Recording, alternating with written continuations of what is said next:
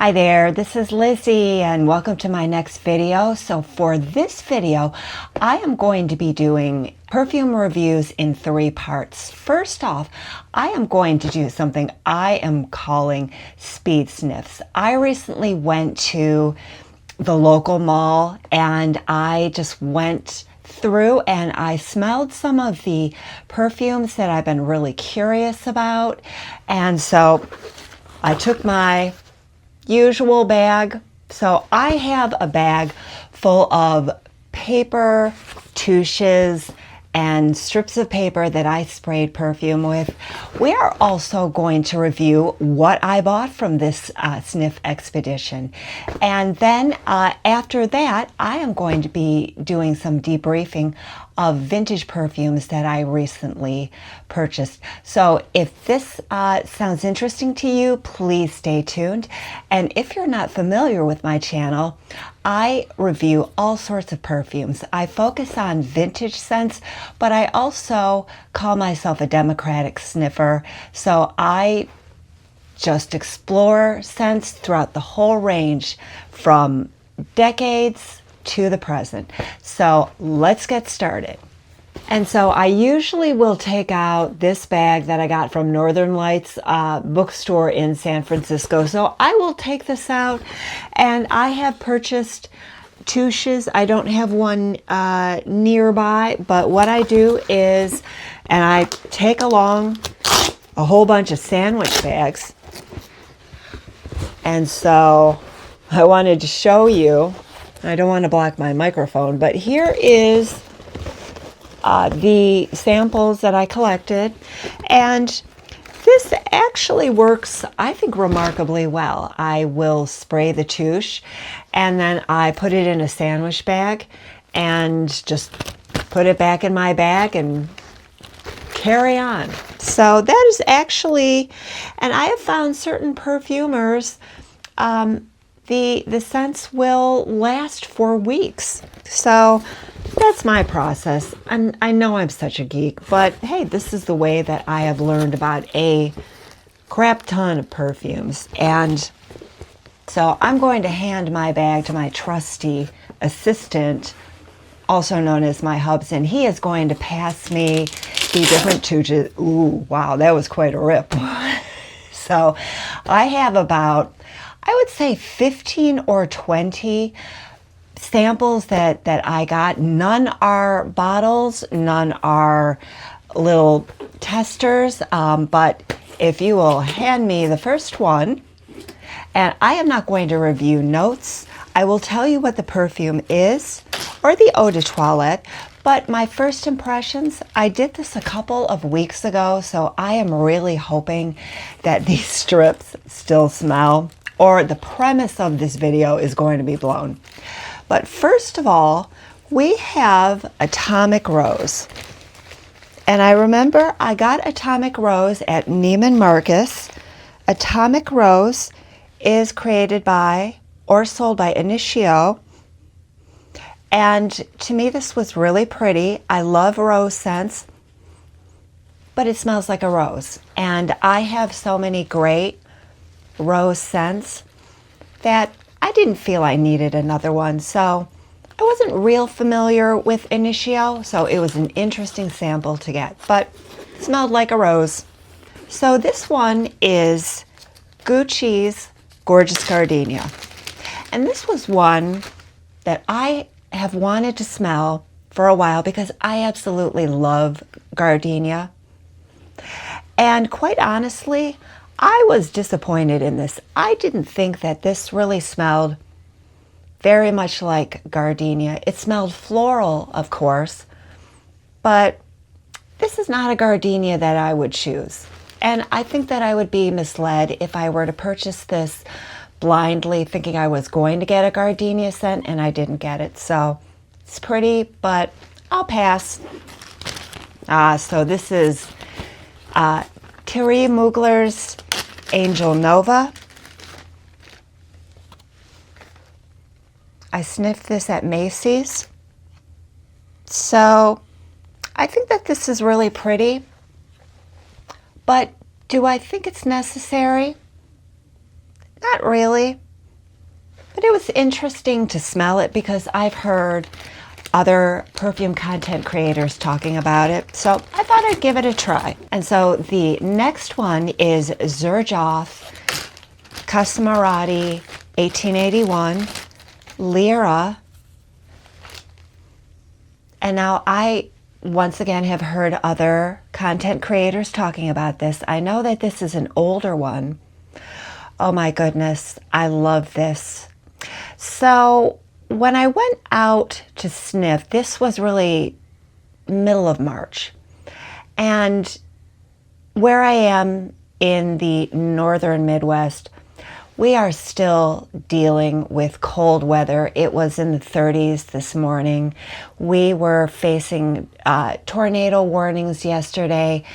There may be a chance of snow later today. So I wanted to do this video just to get this out of the way as sort of a review of the first quarter of my sniffing adventures. Next weekend, I will do the spring scents that are on my tray. I know spring is a state of mind, but I'm not quite there yet. But Casamorati's Lira, I loved this. This was absolutely beautiful. And I was still in the mood for gourmands. It smelled like caramel, like chocolate. Yeah, this was a beautiful scent, and I was really impressed. So the next one that we have is Tom Ford's Soleil Blanc.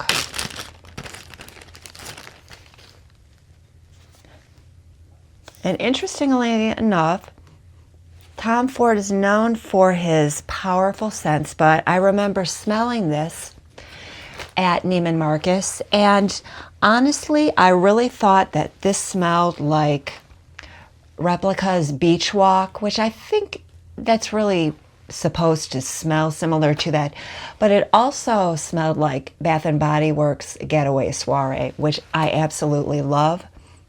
This is a tuberose scent. I paid full price for this, which I know you should really wait for Bath & Body Works sale, but I don't go in there to buy mass stuff. It's beautiful. I love wearing this in the at night. It's just very refreshing, and I love Replica's Beach Walk too. I have a sample size of that, but Tom Ford, being as expensive as he is, that's not something I can afford because, quite honestly, I have other bills to pay, and I'm saving up for retirement too. So, great work, Tom Ford, but I'll pass. So we now have Dior's Hypnotic Poison. And I sprayed this at Sephora. Now, I am not a huge fan of Dior's Poison, which came out in the 1980s. I was there as a teen to experience that. And I thought that this smelled like a very muted poison, which is not a bad thing. I am not huge into the big, spicy scents. It was just so strong to me, and I did not wear it. But Hypnotic Poison is certainly a muted version. I would consider wearing this, but it's muted, so that's a maybe for me. And so the next one is, and even though it is sprayed on an Estee Lauder card, it is Jo Malone's Amber and Lavender, which sounded so interesting to me, with lavender being so astringent and then amber just being very earthy and mellow. As is typical with Jo Malone scents, so many of them are very fleeting, except if you get the ones in the black bottles, which are a little more concentrated, or quite a bit more concentrated. You know, unfortunately, I cannot smell this, but I do remember that it was a very interesting mix of the ingredients, lavender and amber. It was different. I don't know that I would purchase this, but certainly I really like Jo Malone. I like how simple the compositions are and how you can layer them. And I am a huge sucker for lavender because I spray it at night and it just puts me out. So interesting, an interesting word. So the next one is Jean Paul Gaultier's La Mer. And I know that this is a popular one with the guys. To me, it was very, very soapy. And I really liked it. I would consider wearing this as a lady. Yeah, I really like this. And I could understand the popularity of this scent. I know that it's been around, I think, for about 20 years. I will check my facts with that. But yeah, that's a really good one. It was soapy and kind of sweet. So yeah, that's a definite maybe for me. And so the next one that I sprayed was Chloe, and it's the new formulation. It's the one under the Chloe name. It's not Karl Lagerfeld's version, which was big in the 80s. It smelled quite reminiscent of the one that I have in the 80s, and I think with the bottle that I have, it certainly has mellowed over the years just because of its age. You know, I liked this, but because I have the original Chloe under the Karl Lagerfeld name, I don't see the need to purchase this. It seems sweeter to me, but both are really beautiful. So, yeah, it was nice. Interesting to compare the two, but I've got the OG, so I don't see the need for the new one.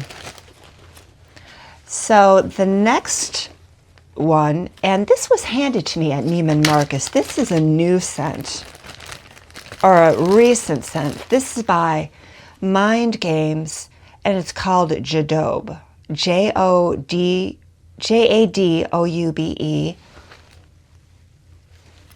And can I smell it? I don't know. I couldn't get a read on this. It smelled like it was unisex. I can kind of pick it up, but I'll put the notes down in the description. Yeah, interesting. I think it's the first scent that I have smelled from Mind Games. And the next scent that I sprayed while I was out was Victoria's Secret Bare Magnolia. I love Magnolia. It seems like a perfect note for the spring. And yeah, I thought it was pretty. Victoria's Secret is not a store that I venture into for scents, but I thought, what the heck? I used to purchase their body washes. I've never purchased any of their perfumes. But this one impressed me. I could really smell the citrus in it and magnolia. So that was definitely a maybe, and it came in tester vials. So if you bought 3, it was $50. So yeah, I definitely thought about picking this up. So stay tuned to see if I did purchase it. And so rolling along, we now have Glossier You, which is, I know, was the it perfume. And what was so interesting about Glossier You when I sprayed it in Sephora is that I could not pick up a darn thing. So Glossier You, and I'm looking at my notes here because actually what I do after I collect all of these sprays is I take them out and I just take notes as far as what I think of them. But literally, I could not smell this at all when I sprayed it, but it does develop into something deeper. And I wouldn't describe it as floral, but there was something there. So, and maybe that's the factor that goes into making it the it perfume when it did come out. And I'm not sure when it came out, but it was interesting. I don't know that I would spend the money on Glossier You. I think a lot of people wear it, and that's really kind of not my jam. I don't want to smell like everybody else. So the next perfume that I sprayed, and again, this is on an Estee Lauder card, but it's, again, another Jo Malone scent. It's Hinoki and Cedarwood. And, of course, it smells woody. And I looked up what Hinoki is, and it's the Asian version of the cedar tree. So it's almost like cedar and cedar. But a nice scent.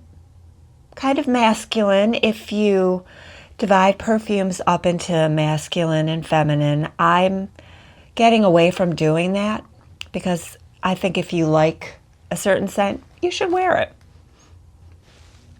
Why categorize things? So yeah, it was interesting. Woody. Don't know that I would purchase it, but an interesting scent. And we now have Initio's Neo, which seemed like a spice bomb to me when I smelled it. It was strong. I mean, it just kind of knocked me out. I can still smell it after a couple of weeks. It's pretty. I thought it was very powerful. And with that, it's like, no, I wouldn't purchase it. But now it smells kind of gourmand. It's interesting. All right, and now we have another Tom Ford scent, which has gotten so much love. This is Tom Ford's Lost Cherry. I wanted to see what the fuss was about.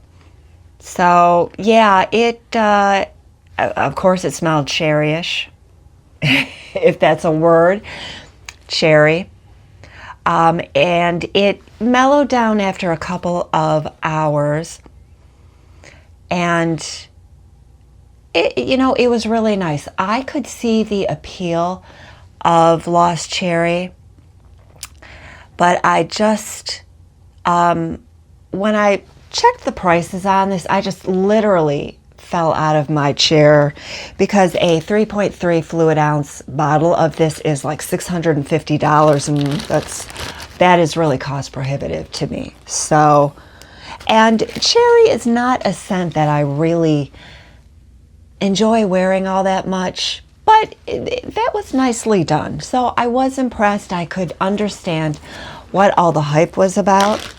But even getting samples of Lost Cherry is really expensive.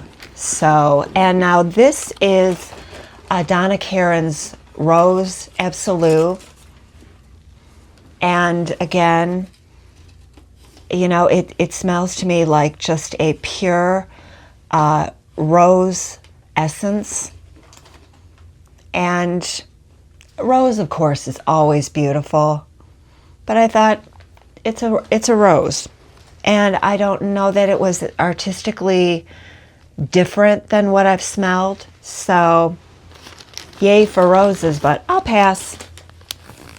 So, and then, yeah, that is pretty much, I just looked in the bag, and that's it. So moving on to the next phase. Oh, and don't look at those receipts. Because it'll show you what I bought.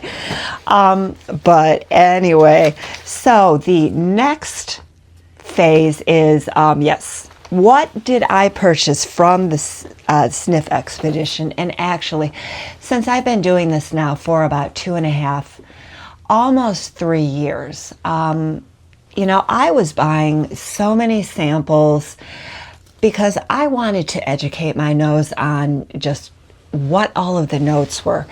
And so now that I'm really familiar with different notes and can pretty much, sort of identify them in perfumes, unless they're just so beautifully mastered, I can't pick out a single specific perfume. I'm now starting to invest in certain perfumes and doing it wisely. I realize that some of these perfumes can be quite costly, but I am also familiar with the gray market sites, and I am not opposed to purchasing them at department stores, but this is an expensive hobby, as other content creators have said. So you can just very easily get into some financial challenges with purchasing perfumes. So one of the things that I have really strived to do with my channel is to discuss some of the ways that you can purchase perfumes, eau de toilettes, and colognes more inexpensively, what's worth it. And of course, everyone has their own taste. But anyway, I am veering off topic. So the first perfume that I purchased is Versace's Crystal Noir. And I actually purchased a sampler of 5 to 6 different Versace scents at Christmas. And I was quite surprised, I know that this is an older perfume, and it's actually from 2004. So I will admit I totally surprised myself. I actually purchased this at Macy's, but I will tell you, and I do love this, this was like the favorite, and it is more gourmand. So I'm going to spray it. It's really beautiful, and I did want to go into the notes just so that you are familiar, or you become familiarized with them. This was created by Antoine Lee, who has been around for a long time. It's got top notes of pepper, ginger, and cardamom. It has middle notes of coconut, gardenia, orange blossom, and peony, and the base is sandalwood, musk, and amber. And this, to me, seemed to straddle the line between being really gourmand and not really gourmand, but something very sensuous, something warm, something floral, considering that it's got gardenia and orange blossom and peony. But I love the sandalwood, the musk, and the amber. I am such a huge fan of ambers, and I usually love to wear ambers in the fall. But I think that this is a perfume that you can wear all year round. And I will tell you, even though I spent a lot of money on the perfume at the department store, I will tell you, and I think that it's probably a sign that the department stores are really hurting for sales, because they also gave me another Versace sampler. So it's got 5 scents, and it does have Versace Crystal Noir, but it also has Eros, it has Bright Crystal, it has Dylan Purple, and Dylan Blue. And, smelling these scents, and I did go through them, they seem very much like scents that you would wear in the summer. They were bright, they were fruity, they were floral. And, I think Crystal Noir to me is it really stands out from the crowd. And, it's just, after they made a sale of the Crystal Noir, they were thanking me profusely and literally throwing this at me, as well as an additional vial of the Crystal Noir. So, really, I kind of felt like I made out like a bandit, and they were like, "Oh, God bless you, God bless you for purchasing these perfumes at the department store." So, I did pay full price for it, which I do not like to do, but I to get like something like this gratis, I'll take it. So, and the next perfume that I decided, and actually I didn't have the touche in my bag, but so being the vintage perfume geek that I am, I invested in this beauty. This is Shalimar L'Essence, and this is the 100-year anniversary edition. This is the Shalimar L'Essence Intense. This came out in 2025, and I actually purchased this on the Guerlain website. And I went with the 1 fluid ounce, but when I smelled it at Neiman Marcus, I thought, oh my God, this is delicious enough to like drink. I love Shalimar to begin with, but the vanilla was just like, wow. I mean, it was gorgeous, and I thought, you know what? I have Shalimar. I love it. I have Shalimar's predecessor, Jiki, and so I need to complete the circle. So, yeah. And what I like about purchasing scents from the Shalimar website is they do throw in a couple of samples. So I have been able to accumulate quite a collection of Shalimar scents. I don't have a whole lot of full-size bottles. I have maybe 4 or 5. But I thought, we need to observe the 100 years of this beautiful perfume. And I'll tell you, I look for perfumes in antique stores, thrift shops, places like that, gray market sites, third parties. But there is nothing like getting a bottle of full-size perfume, and especially this iconic beauty. It was a thrill. So yeah, she's beautiful. I sometimes wear her at night, and it puts me out because she's vanilla. So yeah, I was really happy to receive this little beauty. So there she is. And just to give you some information about Shalimar L'Essence Intense, it is considered Oriental. The nose, or in other words, the woman who created this was Delphine Jelk.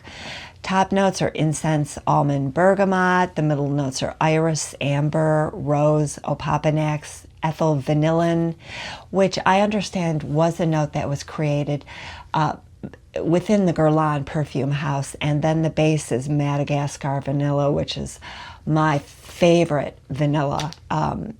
It also has musk, benzoin, tonka bean, and leather. So yeah, she's kind of like the complete woman.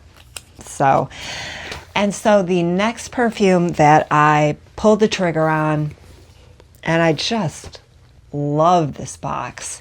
To me, this is like the 1970s meet the 1930s. This is Xerjoff's Casamorati 1888 Lira. So, we're going for the more gourmand, sensual perfumes. I really thought going in there. Now, granted, it was March. I thought, I'm ready for spring scents, but nope.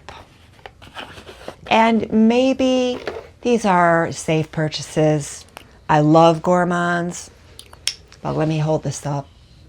Casamorati is interesting. It's Casamorati 1888, and it was an Italian perfume house that I think pretty much kind of disappeared, and it was Xerjoff that resurrected it. But I purchased this from fragrance.net. I had some points that I was able to redeem, so I got this for $80. This is the 1.7 fluid ounces. And, you know, the one thing that you can say, you know, purchasing the legit product is that you cannot beat the presentation. Let me hold up the box again. So that's the box, and to me, I am proud to display this in my perfume cabinet. It's just beautiful. So a little bit about Casamorati 1888's Lira.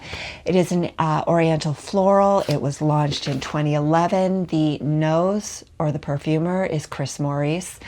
The top notes are blood orange, bergamot, and lavender. The middle notes are cinnamon, jasmine, and rose, and the base is vanilla, caramel, and musk. And I'll tell you, that caramel, I picked it right up when I sprayed this in Neiman Marcus.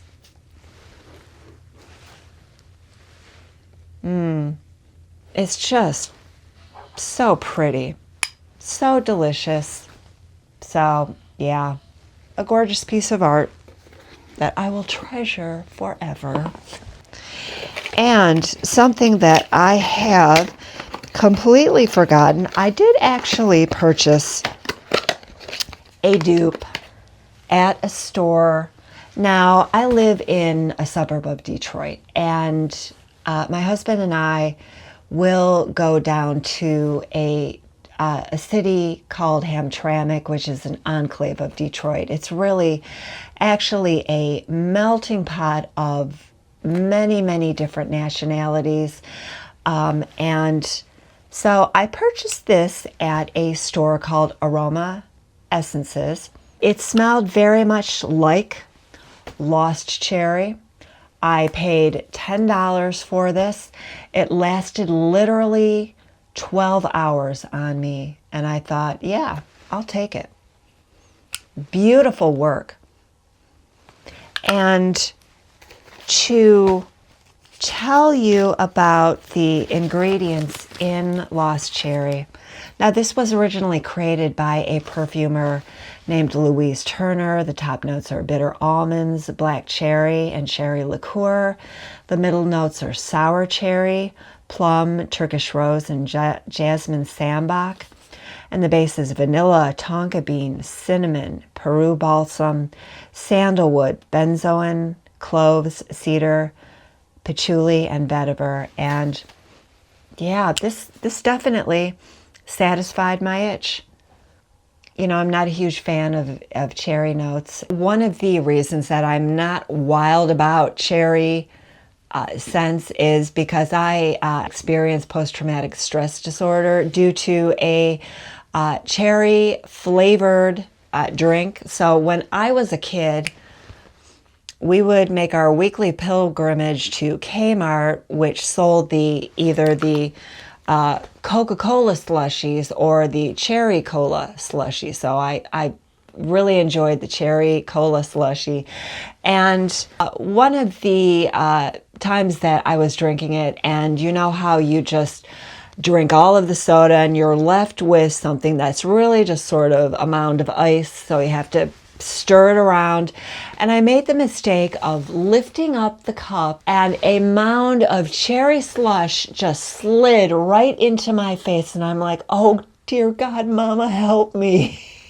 And I remember a salesperson going by saying, are you okay? And it's like, I don't think so. So that's how I was traumatized by a cherry. So yeah, but it's a good perfume.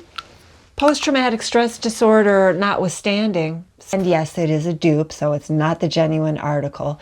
And I can't fairly compare the two because I did not spray Lost Cherry on my arm.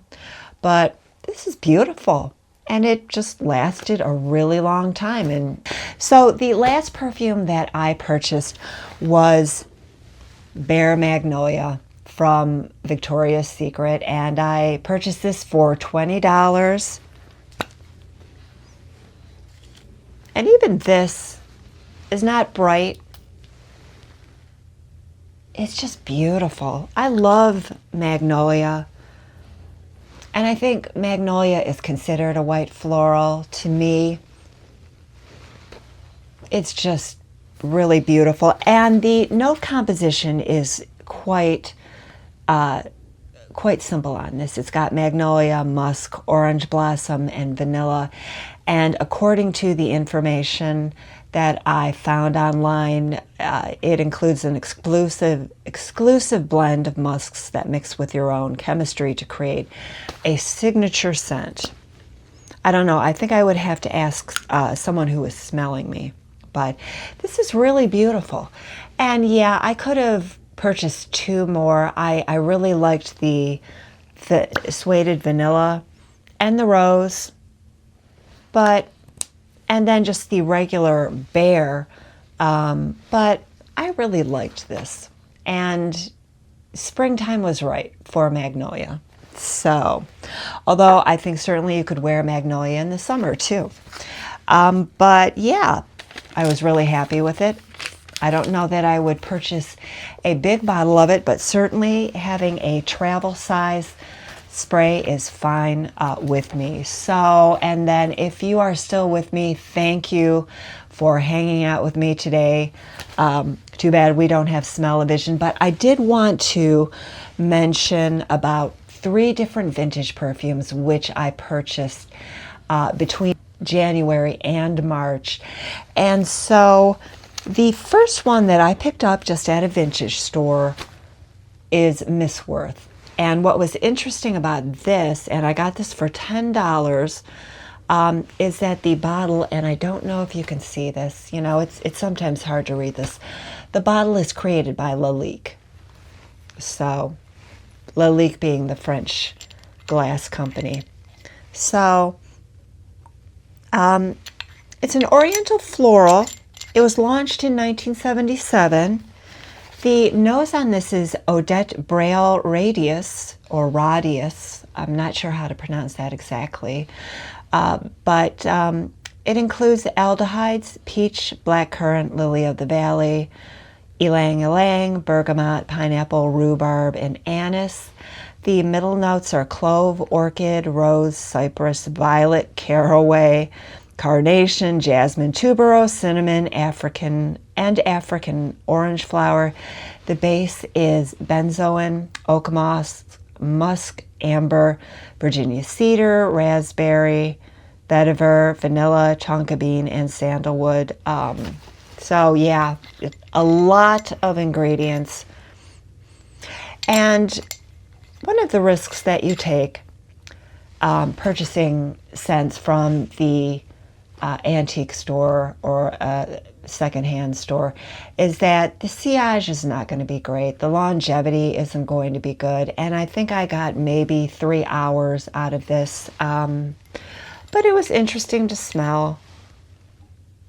Worth $10. But compared to something that is fresh, she did not go the distance, but I'm sure she would have been beautiful back in the late 70s. And so another perfume that I found at the same vintage store, and this was something that I was interested in, was Lancome's Eau de Lancome. And I saw the ads for this in magazines from the 80s and 90s, and I'm going to try to not dump this all over myself. The smell isn't all that great when you sniff it, and sometimes these scents can come around. But this one, and it sounded to me when I read the notes online that it would have been spectacular, but this one is not the freshest. I got a couple of hours out of it. This was launched in 1969. One of the perfumers, or the only perfumer on this, is Robert Ganin, who was among the 4 perfumers who created Anais. Anais. The top notes are lemon, bergamot, honeysuckle, and mandarin orange. The base is basil, rosemary, coriander, and jasmine. And the base is oak moss, vetiver, and sandalwood. So it sounded like it was spectacular. And Lancome still still sells this. But this is a little old. It was interesting when I put it on, but did not last real long. And then if you caught my video of the green note scents in connection with St. Patrick's Day, you saw me unwrap this Climat de Lancome. And this is what the bottle looked like. Now, I purchased this for $20, and it was completely sealed, and I think that it was purchased at a duty-free shop, possibly in Germany, because on the sticker was DM, and it cost 33 Deutsche Marks at the time. So I felt that maybe this held promise, but no, wah wah. So even though this was $20, it just did not smell good. And to tell you a little bit about what it is it was created in 1967. The perfumer is Gerard Goupet. Top notes are narcissus, lily of the valley, violet, jasmine, rose, peach, and bergamot. The middle notes are aldehydes, rosemary, and tuberose. And the base is civet, musk, vetiver, sandalwood, bamboo, amber, and tonka beans. So it's not something that I had seen in the stores, and I was not familiar with it, but this being an EDT, it's most likely was lighter than a perfume. But yeah, I was kind of disappointed with this. And you know, you never know how perfumes are stored, even if they are completely sealed and not opened. So yeah, a dud amongst the purchases. That is it. So I know that I am going on 45 minutes. If you are still with me, thank you very much. I hope that you have enjoyed my video. To me, this was fun, and I will periodically go out and collect sniffs, samples just on paper. I have done that over the last couple of years, and I think it's a great way to learn what the different notes are. And of course, a perfume will smell different on skin compared to what it smells like on paper. But it gives me a very good and pretty comprehensive overview of what the different perfumes are out there. It gives me a chance to test them out and see if I want to get a tester, a sampler. And then from the sampler or sample, then maybe I will purchase a big bottle. But anyway, thank you once again for watching. And if you enjoyed this content, please give it a thumbs up. Please consider subscribing to my channel. And with that, I will see you on my next video, and have a great day, and see you soon. Bye.